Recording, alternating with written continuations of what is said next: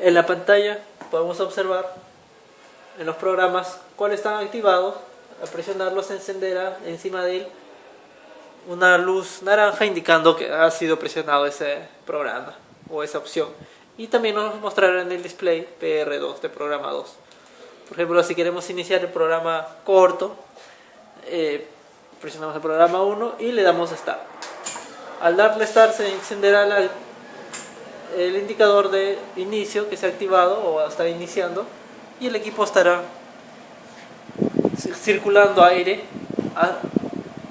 caliente hasta un promedio de 90 grados para poder realizar un secado. Y nos mostrará acá unos indicadores que está transcurriendo, que está el lapso del programa que está llevándose a cabo. Y así la temperatura irá incrementándose.